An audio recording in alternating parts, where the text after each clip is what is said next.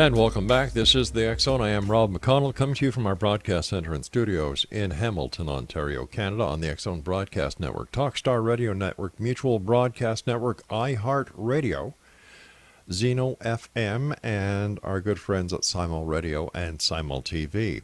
To find out about the programming we have available for you 24/7, 365, visit www.xzbn.net. And to watch the X Zone TV channel, which is channel 21 on Simul TV, visit simultv.com. My guest this hour, X Zone Nation, is Jane Kyle. She is a ufologist living in Texas who has documented over 1,000 worldwide and Texas UFO sightings since beginning the site in 2012. She offers up a journalism degree from the University of Texas at Austin, a 10-year career in writing and marketing, and a helpless addiction to exploring the unknown. Jane lives with her husband, son, 3 dogs, and a cat in her home in the state of Texas, and is definitely, most likely, probably, not an alien hybrid. Her website, TexasUFOsightings.com. And Jane, welcome to the X Zone. Thank you so much for having me on. I appreciate it. Tell me, Jane, where did your interest in UFOs come from? So I think I've always been open to the idea of aliens and always enjoyed the movies. E.T. the Extraterrestrial was my favorite growing up, but I don't think I really thought about it in a realistic way until meeting my now husband. So he grew up thinking about it in a very realistic way, reading all the books that have been written over the many years of ufology now. And so he really turned me on to the topic. And once I started going down that rabbit hole, I had an aha moment. So not long before starting TexasUFOs.com in 2012 is when I went on that journey myself. Share that journey with us if you could. Yes. So I think there are a lot of people that are in this field who have maybe had encounters themselves. In my case, I really have not. There's definitely been some things I've seen in the sky that I've wondered about, but that was pretty much all there was to it.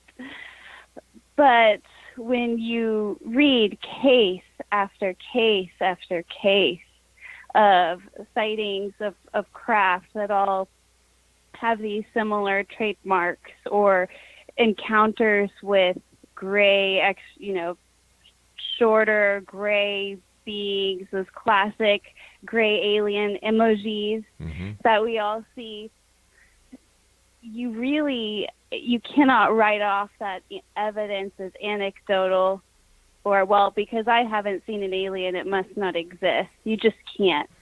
The evidence is so overwhelming and so great, and I still turn over new rocks and discover new things to this day. So it's a journey that I'm still going through, for sure. You said evidence. What evidence have you discovered? Yes. So, well, it depends on what year, really. You want to talk about what year of evidence. Well, evidence that you yourself have discovered. Yes. So I personally have not had an encounter, at least that I recall, that I'm aware of, right? Because I have been doing the site for so long, though, I've interacted with many witnesses over the years, and they sort of tell me the same things. They come from totally different backgrounds. Usually when somebody is writing to my site or talking to me about an encounter, they're pretty hesitant and they want to remain anonymous. They'll sometimes say, I don't even believe in these things. I don't even believe in UFOs and aliens, but I saw something. And so I've heard and read testimony after testimony and seen videos and photos of objects in the sky, anomalous objects in the sky. So, take that for what it's worth, right? UFO is a pretty broad term, unidentified flying object, so that it can encompass a lot of evidence, right? If we're talking about evidence of UFOs, seen a lot of that, or overwhelming amount of that. And then also have have reported on encounters with aliens. At least in modern times, the concrete evidence for that is pretty few and far between, and frustratingly lacking. So as a researcher myself, I do feel that if those at least modern day encounters are real, they very well could happen on some dreamlike plane, or some kind of dreamlike a situation is induced in the individual, and they're only able to recall that event later. So lots of concrete evidence of anomalous objects in the sky that defy explanation, like plane or helicopter or drone or Chinese lanterns. As far as concrete evidence of alien bodies, I'm still searching. Okay, when you talk about a lot of concrete evidence, and you were talking about, other than the aircraft, the helicopters, the drones, the Chinese lanterns, right. To the best of my knowledge, that would equate to less than 2% of total sightings. I guess it just depends on who you ask and what source, right? So I will say that I really will end up reporting on a minority of the sightings that come my way. A lot of times, I'll see pictures of lens flares. That's a really classic misidentification.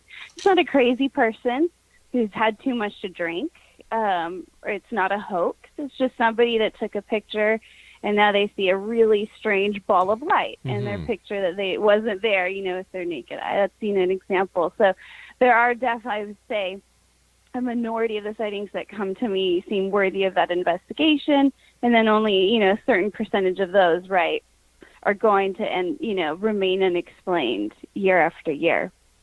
You say worthy of investigation. What kind of investigation? Right. Well, so I'm a little bit unconventional. There are definitely field reporters that will go out to the scenes of sightings quite frequently. Even older cases, they'll continue to go, and feel those, top secret government files themselves and do that sort of thing. And I do try to get out there and plan to more. But my role really from day one, which sort of came about organically, it wasn't really something I had dreamed about as a kid doing growing up or imagined for myself really, is to take in the wealth of sightings that are being reported, really specifically in Texas, because I'm in Texas, and do my due diligence as a reporter to bring those sightings to the light of day and then help to connect the dots. So if there's a UFO that's seen, for example, I am in Central Texas. Texas is a really, really big state, though, a lot of miles.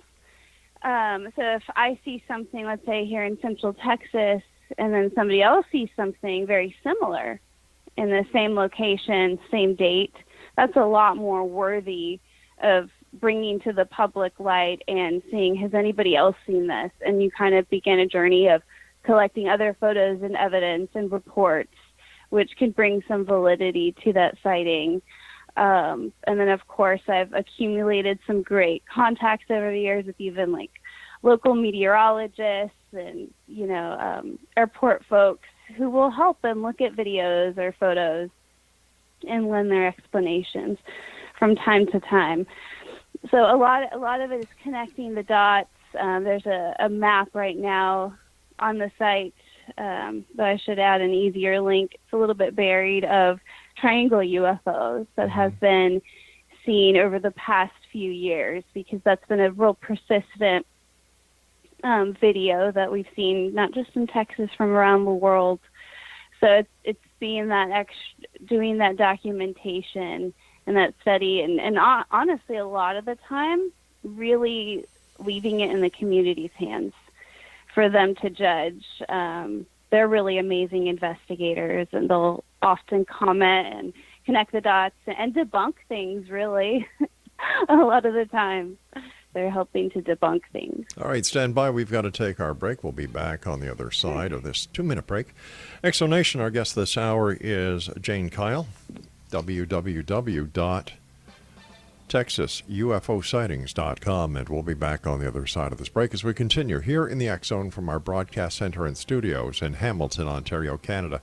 Don't forget, if you'd like to present your case of anything within the paranormal, whether it's ghosts, hauntings, things that go bump in the night, Bigfoot, UFOs, alien abductions, you can present your case to our live television audience simply by going to paranormalcourttv.com, filling out the case submission form, sending it to us, and our producers will contact you.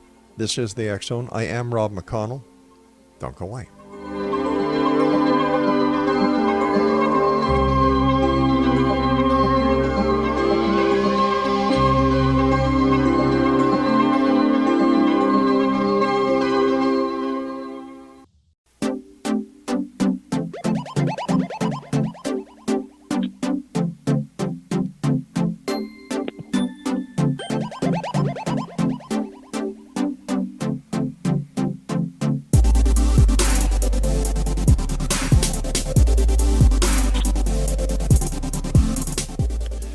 Explanation, Jane Kyle is our guest this hour. www.texasUFOsightings.com is her website.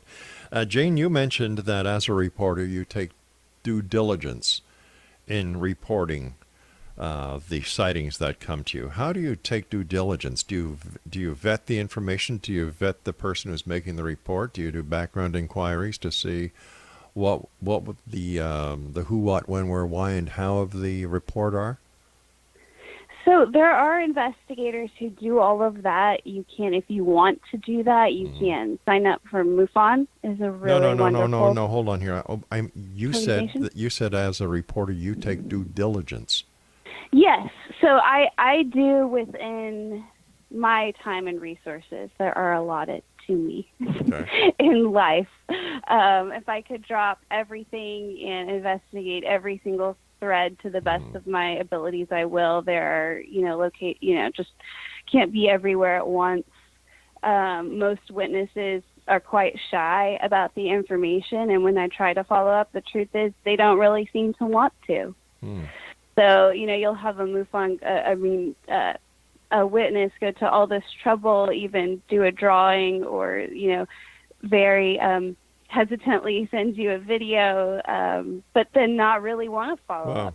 So there's just certain logical, things that get in the way of a perfect investigation. However, I will say there are really good investigators that will spend a whole month on a case. And in my experience, if I were to drop everything and spend a whole month on a single case that came to my desk or, to my computer, I wouldn't be doing a service to the community, and I wouldn't be sharing what I know.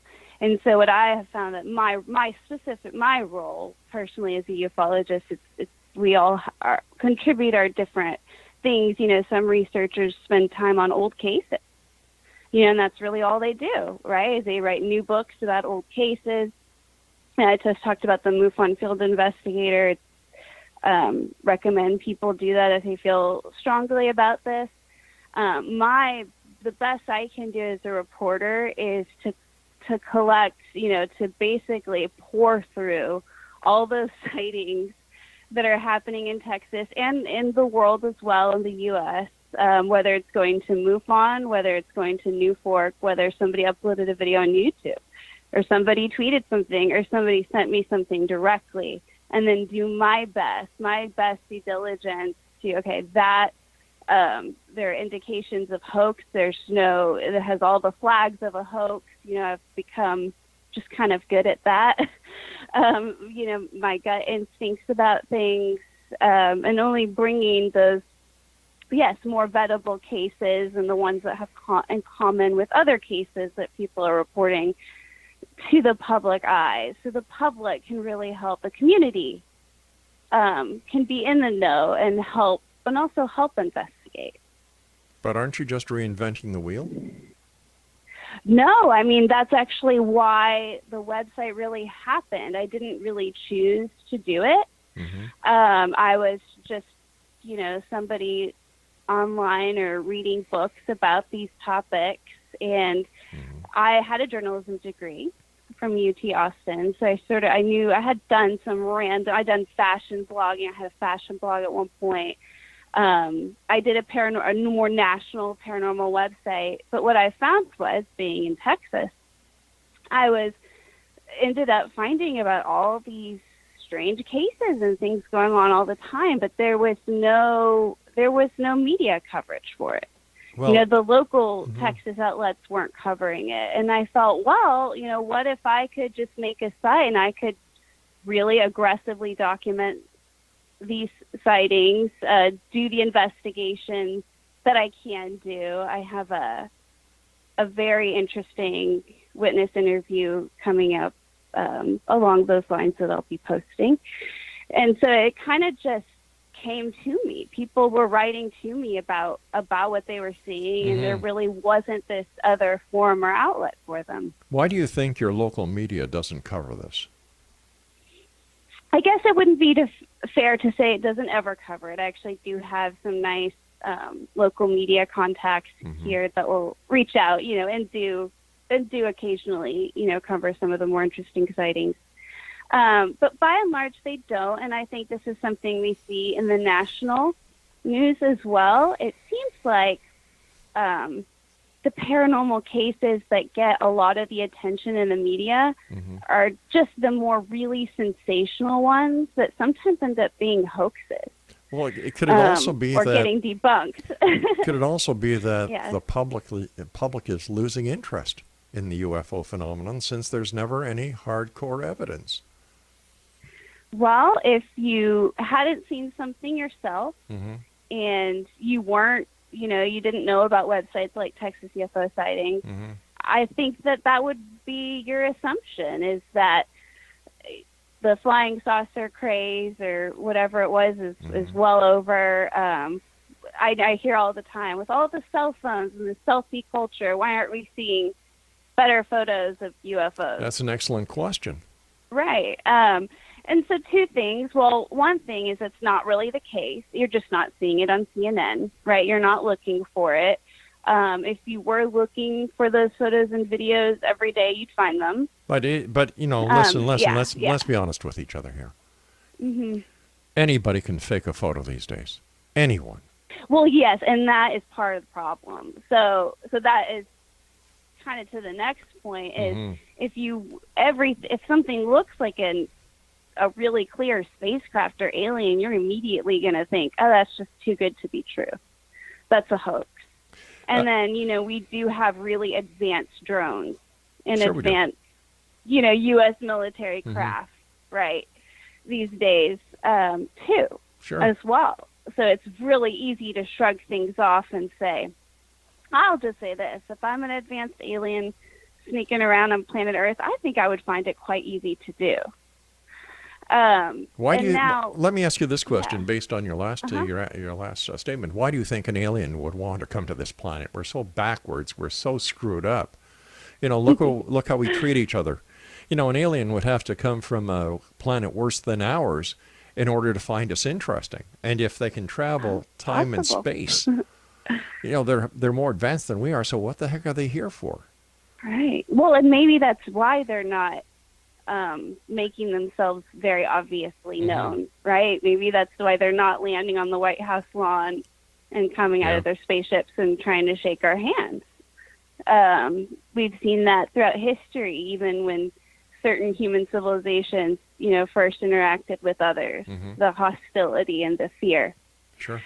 So I think that's actually could be one of the reasons we don't see them more often and don't see concrete evidence. Why is it, in your opinion, that some people see these craft and the majority of people don't? Yes. So like I said, I've been, investigating this for years, and I even, I keep my eyes to the sky. I look out for things, and I don't really see things. There was one time when I think maybe I saw a triangle UFO, and even me, being a UFO researcher, my instinct was not to get out my phone and take a picture at all. It was just to look at it and wonder about it, even with everything, that I knew. So I think there's some of that going on where people do see things and they go on to the next thing, right? or they take a picture and you tried taking a picture of a plane, a huge commercial plane, U.S. airplane at night with your phone. It's not going to look very good, right? And you could be prepared to take that picture and everything. So I think there's somewhat of that kind of amnesia in a way, I guess.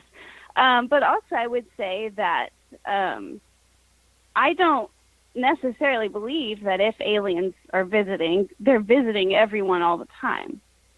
That it's this massive, ongoing, huge phenomenon. It appears to, if it is real, that specific phenomenon of alien visitation, it appears to be selective and rare and maybe the exception to the rule. So, I think that would be the simplest answer to that question. There's animal species that we all know exist that will, you or I may never get to touch or see in person. Right. But right? Or maybe might not even see a video of, right? Well, they don't come across time and space as the proponents who believe in extraterrestrial visitation as well as UFOs. They don't cross the time-space continuum to come here in high technology that, for the most of it, is undetectable. So how do we really know they're here? Yeah.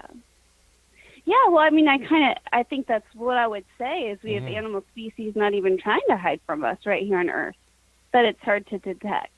So I would imagine, an intelligent species or entity from another part of our solar system or even beyond with advanced technology could probably figure out a way to hide from us. And also, you could also say that they haven't necessarily done that, that there has been evidence, that there have been photos and videos. Where? And witness testimony. Where are these photos? Where are these videos? Yeah. So, like I was saying earlier in the program,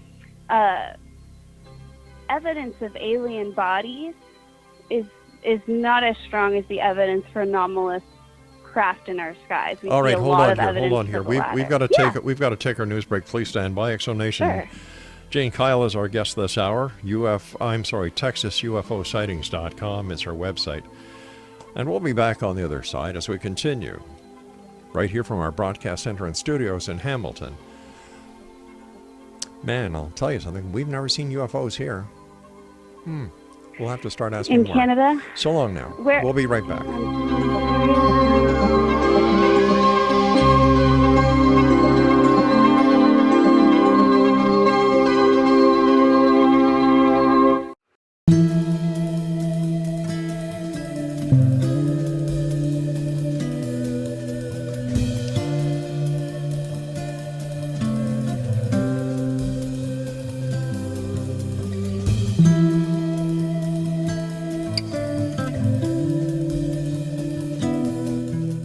ExoNation, Jane Kyle is our guest this hour.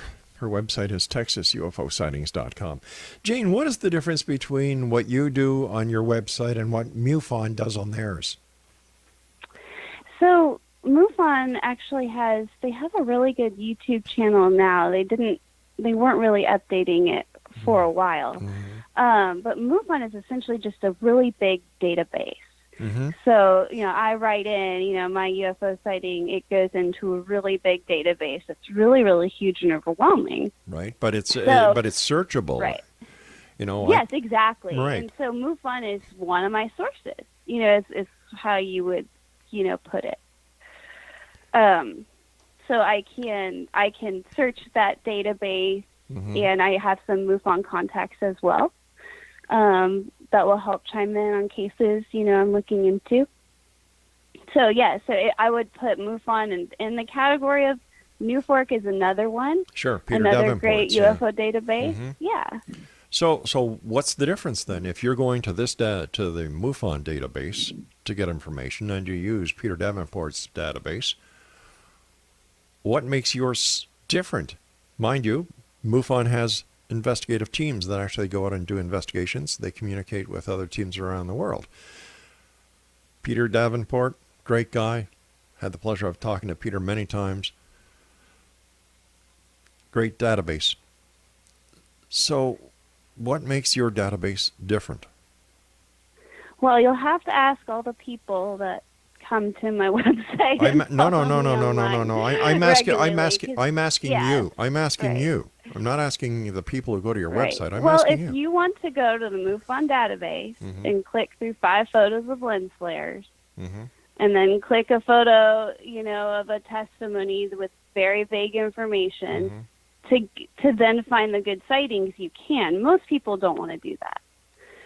So I do that legwork for you. So and you it's not just MUFON. So MUFON's only one of many sources, as well as direct sources, if people are writing into me directly. So I'm doing that, qualitative analysis and investigation on top of it. But yes, MUFON is a great resource for sightings. So you go out, you find out the information from the different websites, and then you put on your website what you select that the people who go to your website should read and see.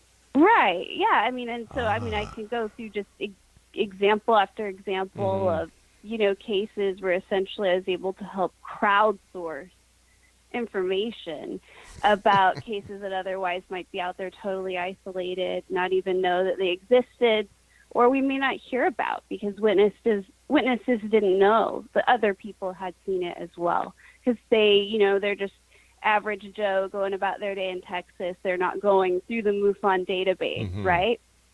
But if I get a video into my inbox, and then I also see that somebody on MUFON, maybe the same week, with a different photo saw something, I can help tie those dots together for people, if you will.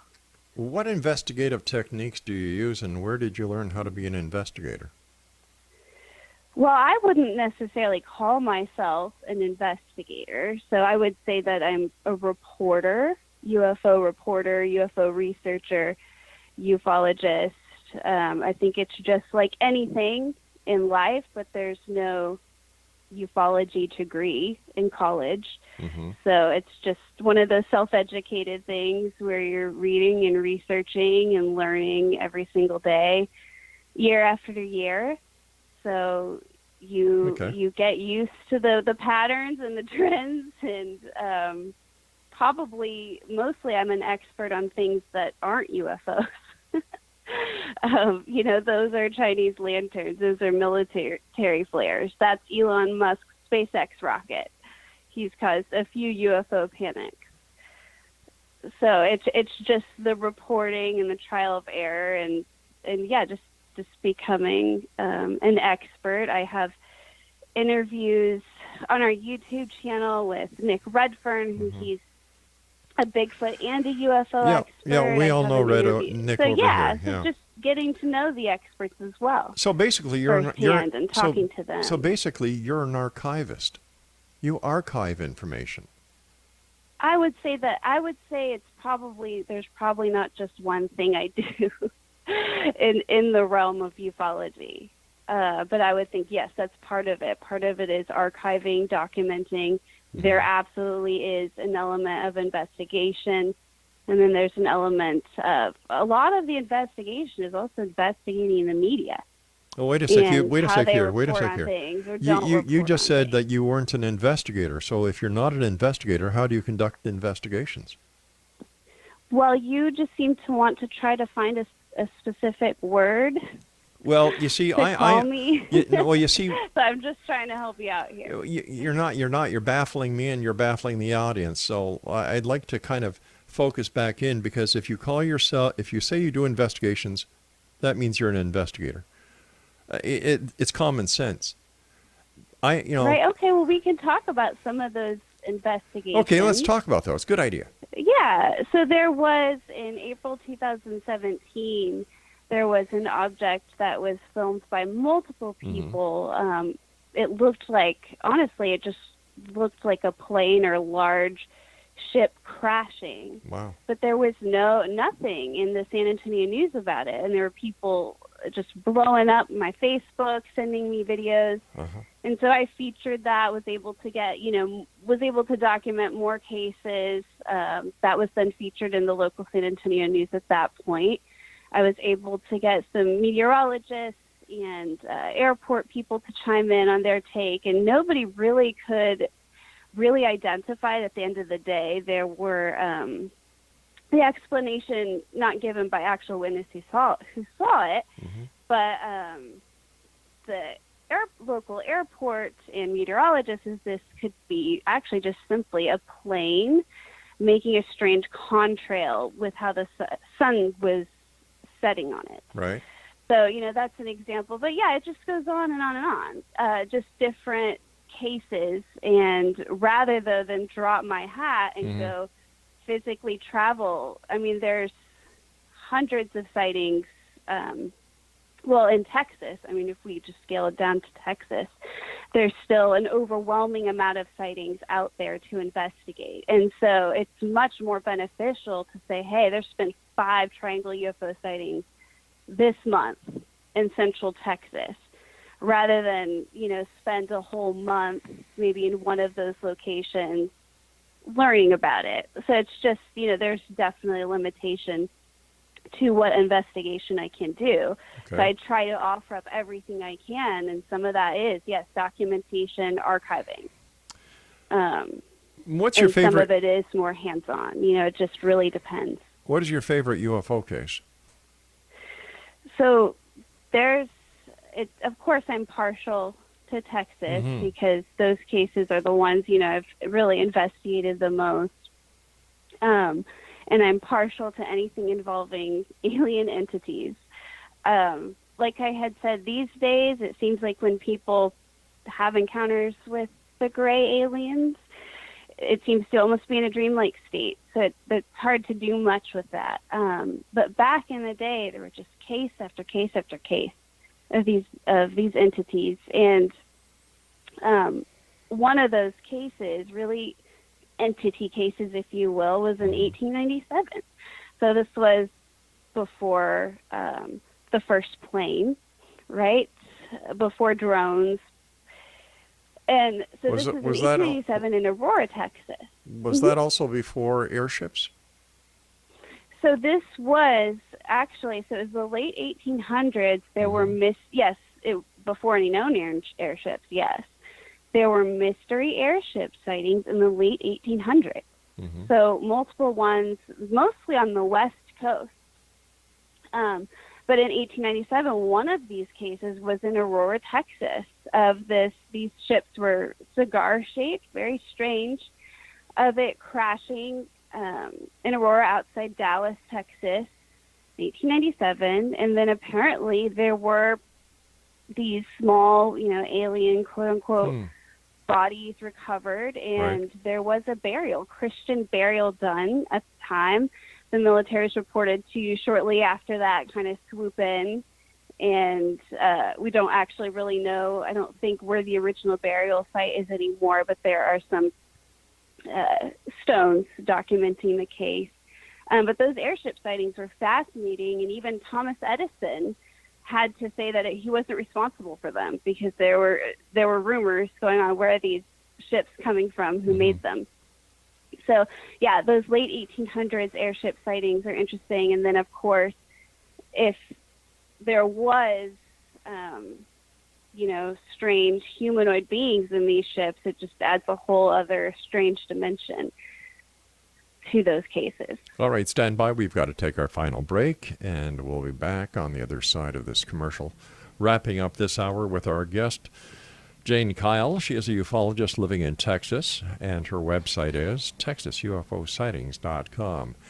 I'll be back on the other side. Don't forget Exonation. If you'd like to get a copy of the current X Chronicles newspaper, it's at xchroniclesnewspaper.com. And to file your submission to have your case heard on our Paranormal Court TV show, which is it's live, and the jury is actually the viewers around the world. Go to www.paranormalcourttv, go to the top and click on Case Hearing Submission, and one of our producers will get to you. X-Zone, a place where people dare to believe and dare to be heard, continues after this break.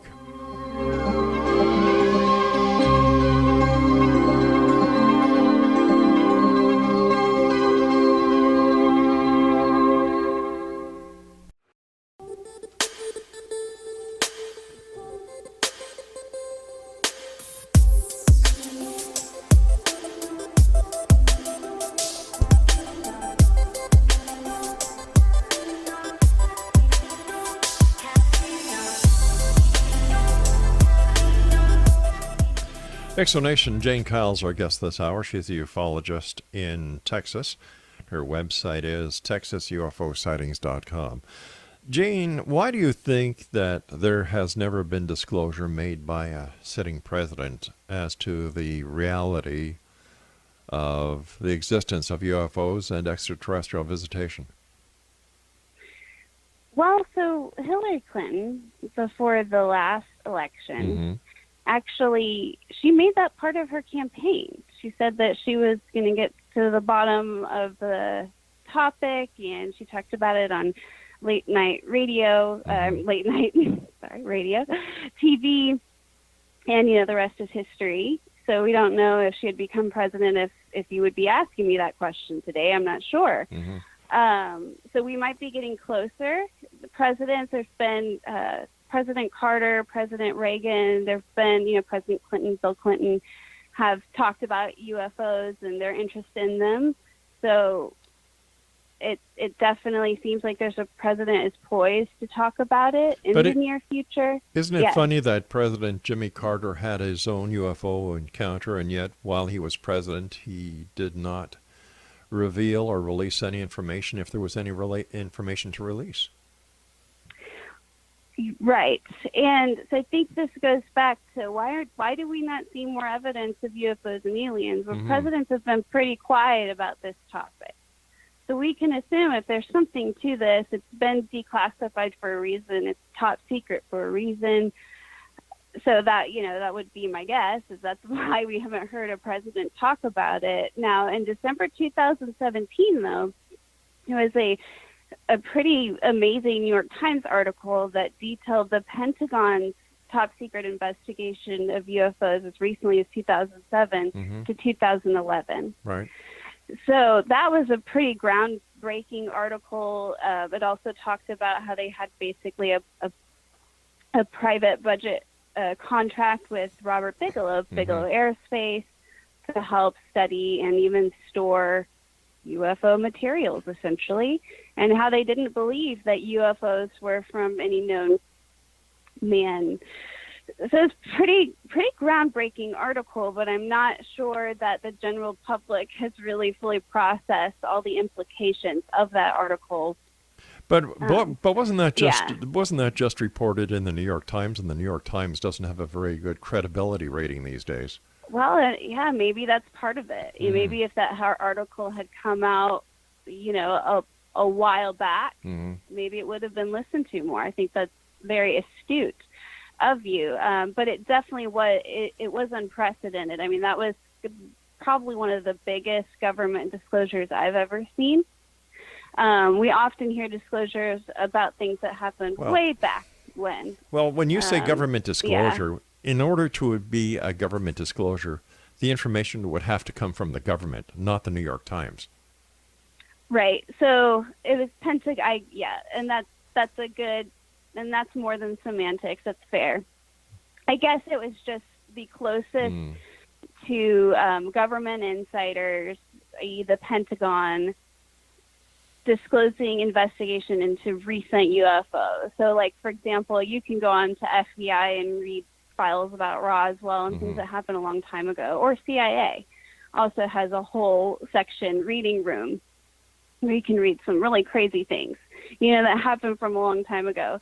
But usually we're not seeing disclosures of UFOs in real time or strange things that are happening right now, very in your face. And so, so it definitely seems that a president is poised to talk about this soon. We have the apparently invigorated space program, we'll see. So, it's very, I will say everybody in the UFO world has this debate all the time, like, disclosure is never going to happen, or it already has happened, or it's about to happen soon. Those seem to be the three buckets or boats that people fit into. Stephen Bassett's been at the forefront of UFO disclosure for many years, and I've had Stephen on the show many times, and we're no closer. Nothing changes within the world of ufology. I've been doing the show for 29 years, And I'll tell you, nothing has changed. There's no new smoking gun evidence. Whenever there's a new TV show that hits the airwaves that has the implications of UFOs, extraterrestrials, there's a spike. Whenever Hollywood comes out with a new movie, there's a spike. But that's about it. There is no change. Everything is the same today in ufology as it was 29 years ago.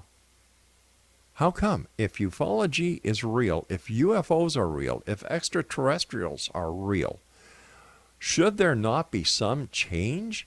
Should there not be more hardcore, hard fact evidence to substantiate these claims? Should not more and more people be taking photographs, since everybody's got a cell phone? Everybody's got a dash cam, the dash cams. Our satellites can, from 20,000 miles out in space in a geosynchronous orbit, can actually look at a man's wristwatch and tell what time it is. And yet, can't find an alien or a UFO? Something doesn't make sense here. Yeah, well, I mean, I keep kind of bringing this up because it's something I've thought about a lot. In recent times, like I said, I've not found compelling evidence of alien bodies, physical alien encounters. But it seems like there were waves of them a long time ago. And so what I would suggest is that just like we advance our own tactics and technology, if there are advanced alien beings that don't want to be found out, they might have been advancing along with us. And so that could explain some of the lack of some of that really concrete evidence that, we're so desiring, for sure. So, and also it's up to the people disclosure. So you're right, until, honestly, green aliens or gray aliens or purple aliens, whatever you want, could land on the White House lawn tomorrow, and somebody could get a video about it. And I can totally imagine this scenario where that gets debunked as a hoax. And I could also honestly relate to somebody who would call it a hoax and find their claims totally valid. But when you get people coming on late night talk radio like our show, who one guy the other day said that owls are really extraterrestrials. You get another guy on who says, well, listen, there's over 61 different species of extraterrestrials walking around with us right now. Another one will say that there's military bases filled with extraterrestrials. When people hear this, there's no consistency in their stories. So a lot of it is, oh, come on. You can read a comic book and get the same thrill. If there was legitimacy, there would be consistency. But when it comes to the UFO community and the extraterrestrial community, stories vary. There's no consistency. And I think that this is a major problem that people are having today. And in my opinion, this is why a lot of the other mainstream media outlets are just not reporting on UFO activity anymore because, oh, well, how many people see a UFO? Oh, wow. Where's the evidence? Where's the photo? Where's this, that, and the other thing? And it's not considered newsworthy. Yeah, so, I mean, I am fortunate that I don't seem to attract too many witnesses like that are just rambling on, I had... and I'm not knocking it, but I had some, hypnosis regression, and I went up there with the star beings. And so there's definitely those extraordinary stories that are just going to stay that way and remain in that realm of mystery for a while, I think. I think as long as this topic is unidentified UFO, unidentified being the key word, it's going to welcome all of that, and that's never going to go away. But how does anyone who's just starting to have an interest in the possibility of extraterrestrial life and visitation from other planets in UFOs, where do they go? There are so many websites out there filled with garbage because, in my opinion, the internet is the largest septic tank that has ever been created by mankind. There's more crap in it than there is truth. So where does anybody go for the truth?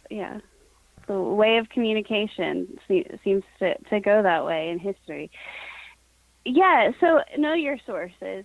Mm-hmm. So, I mean, it's hard to get straight facts on anything these days, just like what you're saying, right? Nevertheless, UFOs. So go into it realizing what you're going into. I would say the evidence that there's been a cover-up of the phenomenon is probably the more interesting thing for somebody new to this to look into. So I would look at it from that more objective perspective at first. You see the pattern with these stories, whether it's Roswell or Phoenix Lights or the Rendlesham UFO. Some of the more well-documented cases that whether or not they're aliens, we know something happened. We see the pattern. Hey, Jane, I hate to do this, but we've run out of time for tonight. I want to thank you so much for joining us. And Exonation, if you would like more information about our guest this hour, visit her website, you got the pencil and paper ready? TexasUFOsightings.com. Wow. And another one bites the dust. She's not an investigator, but she does investigations. She's a reporter, but she doesn't vet the information. I'll be back after I have a cup of coffee upstairs in the green room here in our broadcast facilities from Hamilton, Ontario, Canada. I'm Rob McConnell. This is the X Zone. Don't go away.